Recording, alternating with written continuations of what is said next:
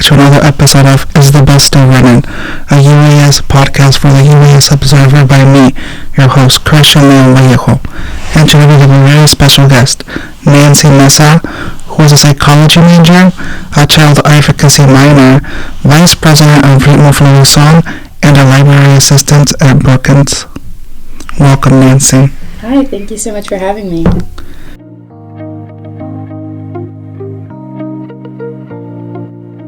I wanted to ask you first, before we dive into some deep topics, what is your favorite fall activity now that we're entering the fall seasons? Oh, that's a really good question. I would say baking. Baking? Like baking anything like with pumpkin. That's totally my favorite thing to do during the fall. Like pumpkin muffins. Oh. That's what I've been working on lately. Okay. Well, today I invited Nancy because she is a library assistant and the vice president of Fluison, and I wanted to ask you how it is like working on campus. I've had a really amazing experience working on campus. I think Brookens Library is incredible. My boss is a librarian at the library at Brookens, and what I get to do as a library assistant is a little different than the people up at the front desk. So I get to do like the really cool book displays that are seasonal, that change every month. I get to do like planning events for the library, which is a really great opportunity, working the social media for the library. So it's really hands-on, really collaborative work. Really fun experience overall. What made you want to become a library worker and not like a front desk or a Starbucks or any other of the other jobs provided? Like what leaned you into going to the library? I think the position was really appealing to me just because it wasn't, I don't know, I could just get more experience with like marketing, for instance. We also get to do like peer research assistance, so we help other students with their research needs. We get to do like the chat service through the library's website. And just working with that, it's just, I don't know, I feel like it just, to be quite honest, it just sounds a little better for your resume. It's also, I don't know, just more creative work, and that's something that really appeals to me. So Nancy, how was Ritmo Fluison? How was being vice president? Well, this is my first semester being VP for Ritmo Fluison, and it's been a really fun experience so far. We're having our first event today, actually. We're having a karaoke lip sync for Hispanic Latinx Heritage Month, and that's really exciting. I really like it. I honestly wish I could have been more involved, like in earlier semesters. Unfortunately, things just didn't pan out like that for me personally, but yeah, it's a really great org. That's good to hear. Have you been part of any other organizations, or is this your first organization you've been a part of? This is the first student org that I'm a part of, like for an executive board. Executive board. Yeah, an executive position. I used to be part of the Diversity, Equity, and Inclusion committee for SGA before, just as like a community member. I was never like a formal SGA member at all. It was just like a side committee that they had, and I helped with like creating some bylaws for that. Well, that sounds cool. Could you like explain a little bit more what that is? Sure. I'm no longer part of it. I think it's like closed for SGA members now, but I want to say like a year ago, maybe 2 years ago, I was part of SGA's Diversity, Equity, and Inclusion Committee. I think it might go by a different name now. Diversity, Equity, and Belonging, possibly. I'm not too sure. But they created it to make sure that they implement, like culturally sensitive, just like diverse, what would be the term? Just like promoting diversity in SGA's events, and any, like, anything that they do, having these resources available to SGA members, and as a community member, I wanted to be a part of that. I'm Latina myself, and I think that's just so critical and crucial. And I wish that committee would have been like a larger part. Yeah. Yes, well, that's very interesting. I haven't heard about that committee yet. I know they have like a board of students, and if something goes wrong, I think they. Yeah. I never heard about the DEI, or like you said, the name change. I'm not sure. Possibly. It's something to look more into. For sure. Especially after what happened with them last semester. Yeah, with the quinceañera. Yeah. No, definitely. That's why I wish they would have played like a larger role, but I don't know who is in charge of that now. In charge of it? Yeah. Yes. Moving on, I wanted to ask you, because I know that you are graduating a semester early. Yes. Which applauses, because that's such like a big deal. It is. How was that, like, how was the process? Like, did you just work extra hard in your classes, or like what led up to you deciding to graduate early, and like how did that occur? So throughout high school I took several AP classes, and that, helped with like general ed, like credit. And since my freshman year I started out remotely because of COVID in 2020. I took about like 17 credits, like one of my first semesters, virtually. And it was pretty difficult just because I had, no experience with online schooling, no experience with like any sort of like college coursework. Yeah. So it was definitely like difficult to manage. But I honestly, probably doing it so early on, I kind of got used to it. So my sophomore year, when I was finally on campus, I took like 16 credits, 18 credits last year. Yeah, so as a junior, I took like 18 credits, and they just built up. And eventually, I was talking to my advisor, and he told me, oh, well, you're set to graduate for December. Oh. I was like, okay, great. So it was unexpected, but it was a happy surprise for sure. Definitely. You save money, and then as a first-generation college student, first-generation, like, Mexican-American, I think it's, like, a great example for my siblings and, like... Yes, definitely. Yes, and I like that you brought up that you started college during the pandemic. I know last week, special guest Fatima Velasco, we had dived in a little bit into like what college, like campus life was, because she's been here pre, during, and post pandemic. Could you share a bit of your experience with the pandemic in college life? Sure. That's so interesting. Pre-pandemic, starting college. Yeah.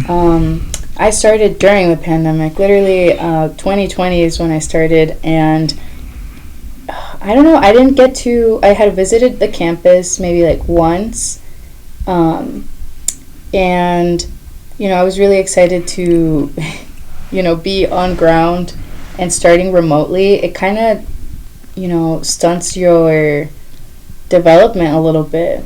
Like, for me, it was a little jarring to start college, officially say I was a college student when I didn't feel like that at all. Yeah. Then starting my sophomore year, I genuinely felt like a freshman. Oh, really? Yeah. So, it was difficult to get a hang of and, like, get used to just being on campus, but already having had, like, a whole year under my belt. Yeah. So now that I'm graduating a little early, it's a little bittersweet. I feel like I didn't really get to, like enjoy the full experience. Yeah. Yeah. But, very difficult, But I think, for me at least, it worked out okay, just with my experience with remote work. Yeah. I also noticed that you brought up that you're a Latina Mexican-American student. Yes. How is that with being a college student, the stereotypes and all the percentages stacking against us? Oh, yeah, it's really difficult. I feel genuinely so proud of myself, which is really hard to say. I think a lot of people have difficulty saying that they're proud of themselves or congratulating themselves. But the fact that I'm graduating a little early, that I've done so well throughout my undergraduate study, has just been, so, emotional. Yeah. There's so many things that are stacked against us. my family doesn't, they can't help us. Having to deal with, like, a new setting. For me personally, being in Springfield, I like the city, I really do, but you get the stares, the microaggressions. Yeah. Sometimes, like, you can't help that. So having to deal with, like, not only coursework being, like, unfamiliar, like, the whole process, dealing with financial aid by yourself,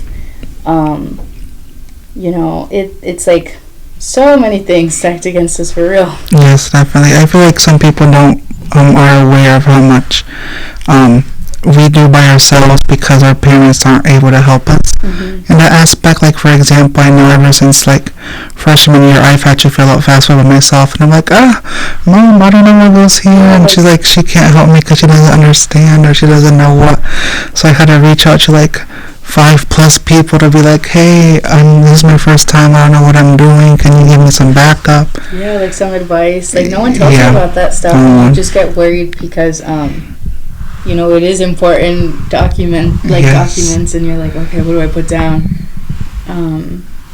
No, but yeah, I even think about that in class. Like, I'm a psychology student. A lot of my psychology classes are, we're in a predominantly white institution. There's no surprise that a majority of my classmates, peers, are white.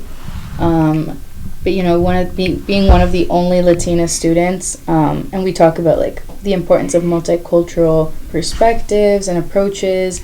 That's so critical, and I'm very grateful that the psychology department has that.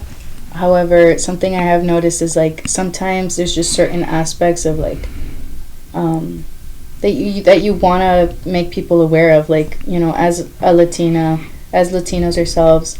I think about, Latinos are disproportionately, impacted, experience violence and racism.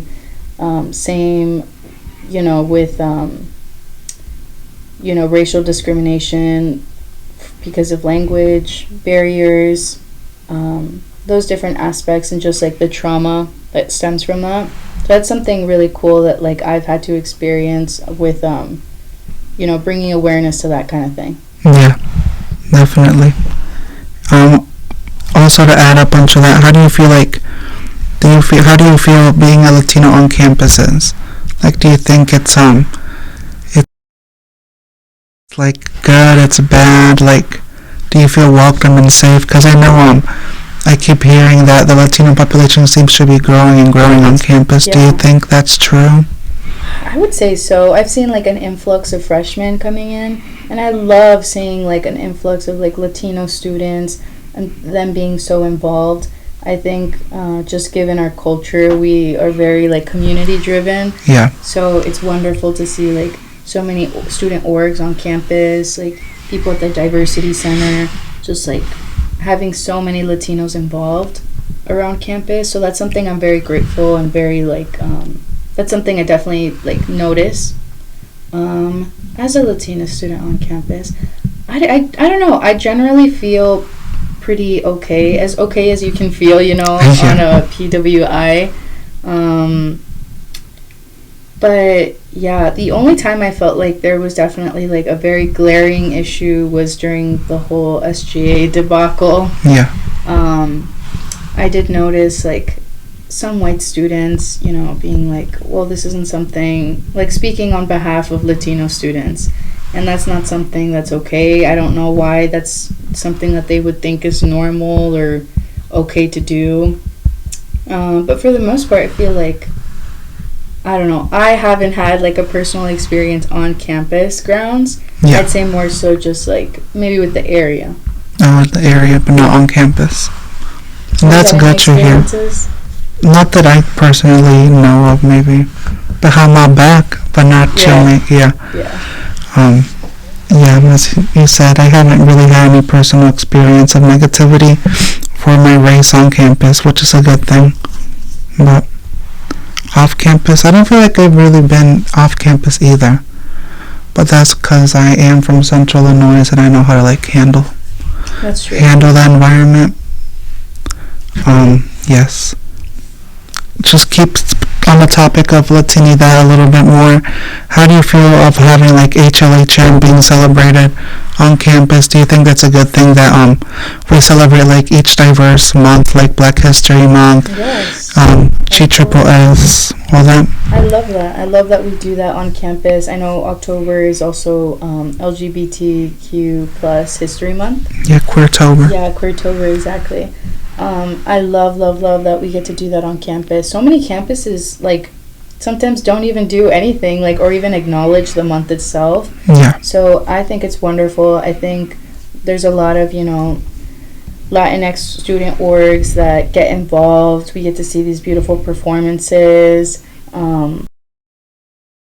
So many like events that come up, and I think it's so important to campus. Like it definitely brings out like I don't know, I feel like it promotes and makes people feel more comfortable. I know for a lot of people it's when they start to feel like, I don't know, like that Latin pride, orgullo. They get more involved on campus, which I think personally is really nice to see. I also just like events where it just brings you back to home. Like I went to Noche Mexicana that I know you helped host, and having tamales, carritos, choco flan, like that's not stuff that's accessible here. And then having that on campus was so nice, personally. Yeah. Much needed. Yeah, I also agree with that. I think it's good to have events like that, and I know that's why I wanted to help bring that event to campus, to help people feel connected back to their roots. For sure. And that's why I also appreciate like that we are able and allowed to celebrate the months that help us feel more connected to ourselves. Definitely. And our background. Now moving on, would you care to tell us why or what led to you choosing your major and minor? Definitely. Oh, I love this question, actually. I chose psychology because I genuinely had like a calling for counseling therapy. Right now I'm working on grad school applications to get my master's. And, I chose child advocacy specifically because it worked and paired really, really well with psychology. As someone, who wants to pursue like the counseling therapy route, learning about child advocacy, learning about trauma-informed practices and care is so crucial. The reason I want to pursue that is because I think that there's like a serious need for bilingual therapists. Yes. The fact that there's not enough Spanish language accessible resources in the mental health field is crazy, especially with the growing number of, Latinos in the United States. So many people speak Spanish, and the fact that there isn't enough like Spanish-speaking mental health services for people that need them, influx of immigrants too. That's definitely what pushed me to pick my major and my minor. Well, that's really nice to hear, actually. Especially like with your background, you'll be able to understand For sure. these kind of people more.